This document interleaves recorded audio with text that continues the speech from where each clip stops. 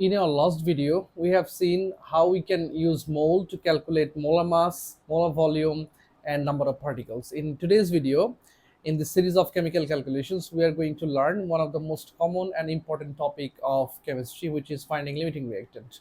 So let's see today's learning outcome. First of all, after today's video, you'll be very clear about what limiting reactant is and what the reactant in excess is. Second, why actually we need to find limiting reactant, and third, how we can find limiting reactant in just 4 steps. And we're going to use some exam questions, for example, to calculate limiting reactant and show you how we can find it. So without wasting any time, let's start. So let's start with what limiting reactant is. Now, as you can see on the board, we are making sandwich. So 2 pieces of bread and 1 slice of cheese can make one sandwich.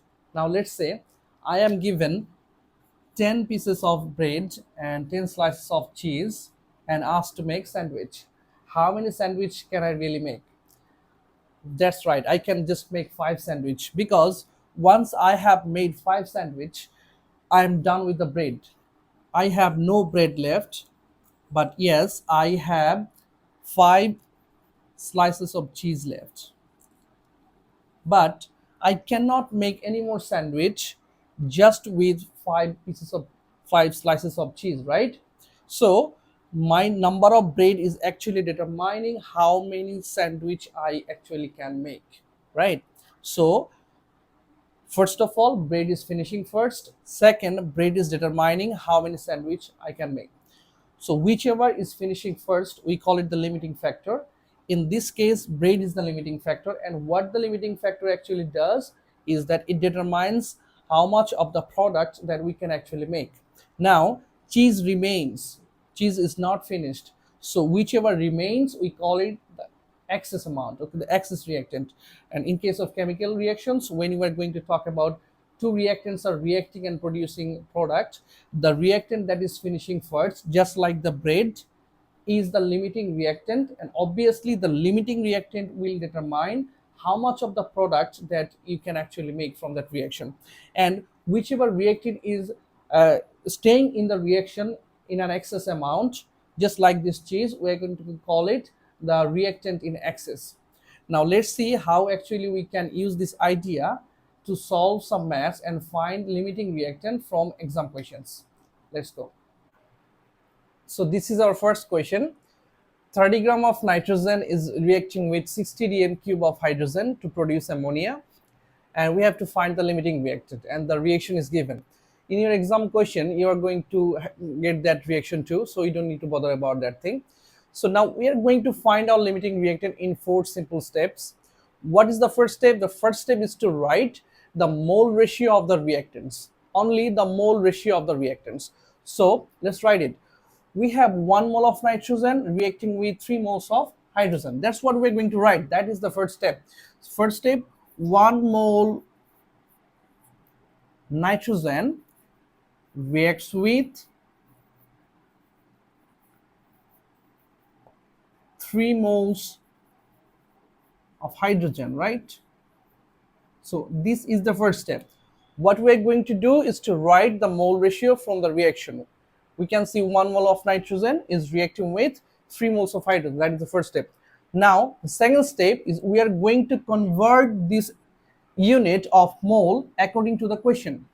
We have to check if our question and the mole ratio has the same unit. As you can see here, we have the unit mole, but in our question for nitrogen's amount, we have the unit gram. So we have to convert this mole to gram. How can you do that? We can actually convert it to molar mass, as we already know from the last video.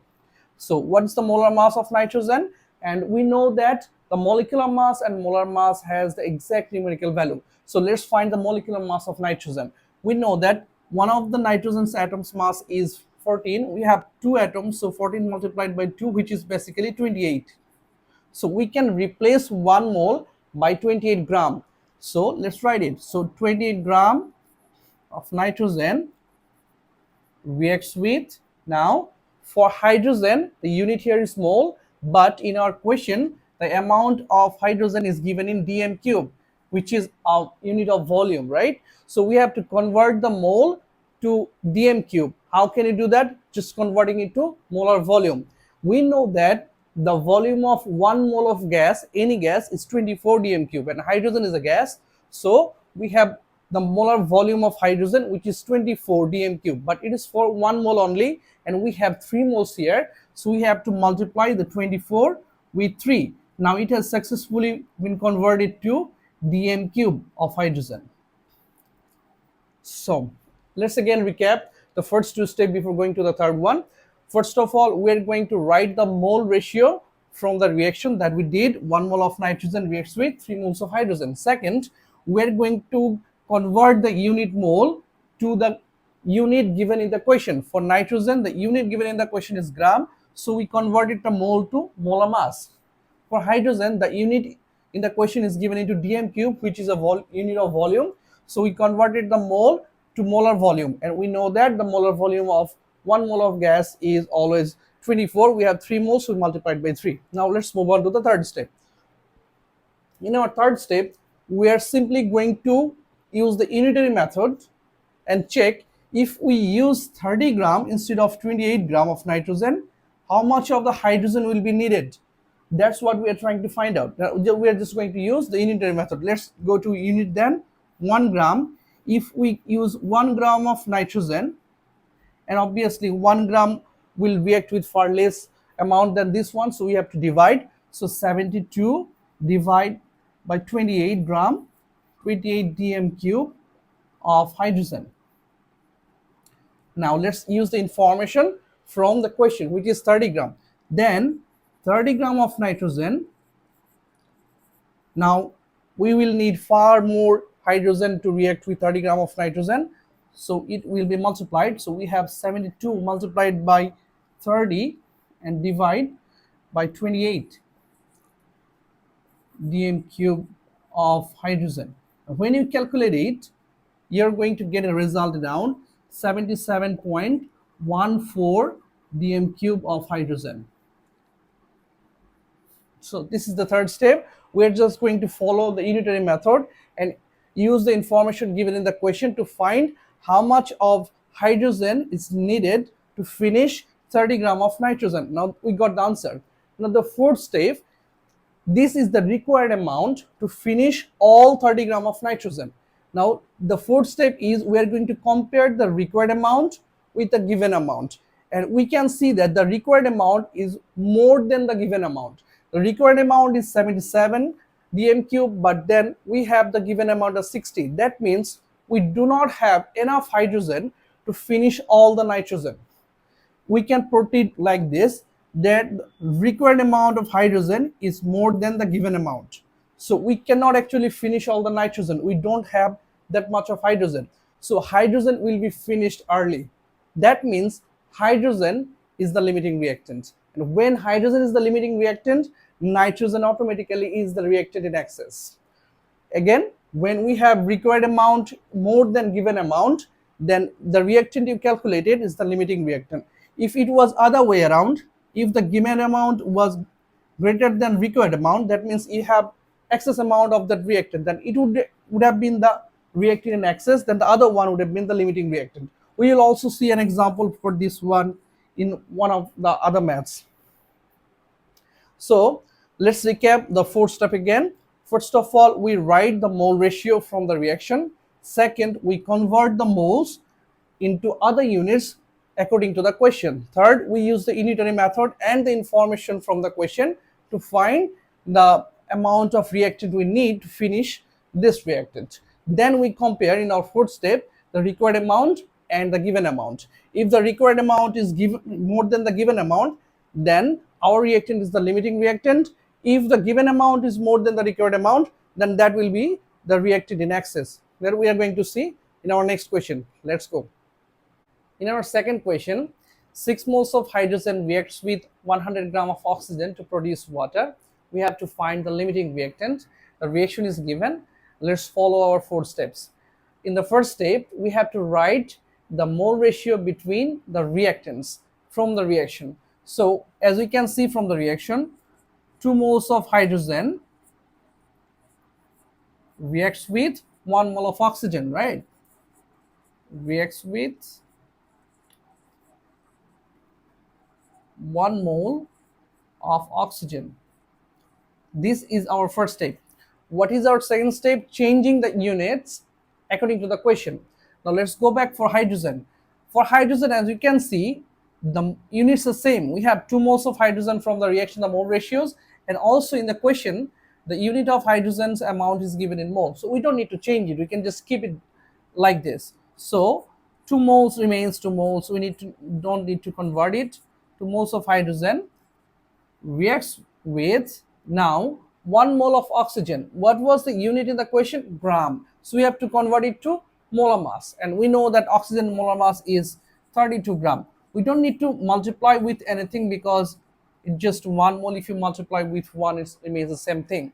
Now our third step, we are going to use the unitary method and the information from the question to calculate how much of oxygen will be needed to finish 6 moles of hydrogen. Let's do that. So 1 mole of hydrogen reacts with 1 mole is obviously going to produce going to react with less amount of oxygen, so it will be divided. So 32 divided by 2 gram of oxygen. Now the last one, we are going to use the information from the question, which is 6. So 6 moles of hydrogen reacts with, now it's going to react with more oxygen, so it will be multiplied. So 32 multiplied by 6 divided by 2 gram of oxygen. If you calculate it, you're going to get 96 gram of oxygen. Okay, now our fourth step, what do? We compare the required amount with the given amount, and the required amount here is 96 gram and the given amount is 100 gram. So for this question, given amount is greater than the required amount. What does that tell us? That all the oxygen will not be finished. 96 gram oxygen will be finished, 6 moles of hydrogen will be finished, but we'll have 4 grams of oxygen left. So oxygen is in excess, and when oxygen is in excess, obviously in this reaction hydrogen is the limiting reactant. So I hope you understood this thing. Now let's move on to our third question. So in our third example, we have a question of 56 gram nitrogen reacts with 2 moles of oxygen to produce nitric oxide. We have to find the reactant in excess. Okay, now this question may seem different compared to the other two, but these are the same questions. When you find the limiting reactant, the other one is automatically the reactant in excess, right? So you can just follow the same 4 steps. Now the reaction is also given there. Now let's follow our 4 steps and see which one is the limiting reactant. First of all, we have to write the mole ratio of the reactants given in the reaction, right? So as we can see from the reaction, 1 mole nitrogen reacts with 1 mole oxygen, right? 1 mole oxygen. Now in our second step, what we do is we change the unit mole according to the question. So for nitrogen, the unit was given in grams, so we have to convert the mole to molar mass, right? So molar mass of nitrogen, which is 28 gram, nitrogen reacts with, for oxygen, the units are same. We have the moles in there, we have the mole here, so we don't need to change anything. We just keep it like that, 1 mole oxygen. By the way, if you're watching this video and it's helping you, you should subscribe my channel, and there will be a lot more informative videos coming soon. So let's go back to the question. In our third step, what do? We use the unitary method and the information from the question to find our amount of reactant needed to finish the other one. So let's do that. So 1 gram of nitrogen reacts with, 1 gram is going to react with a lot less than what 28 gram needed, so it will be divided, right? So 1 divided by 28 mole oxygen. Now from the question we have 56 gram, let's use that thing. 56 gram nitrogen is going to react with more, so we have to multiply. 1 multiplied by 56 divided by 28 moles of oxygen. So now you have an answer which is 2 moles of oxygen. Now let's do our fourth step, which is comparing the required amount with our given amount. And as you can see, our required amount is now equals to the given amount. What does that mean? It means that we actually do not have one particular limiting reactant or one particular reactant in excess. We don't have any reactant in excess. They will be finished at the same time. So both of them can be taken as limiting reactant when used to calculate the theoretical yield. So just like the process, you following the 4 steps, you can find any limiting reactant from any reaction. Now limiting reactants, as we have seen our example in the first one, can be used to find the maximum product that we are going to discuss in our next video. I hope that you have understood today's video and how we are going to approach with limiting reactants.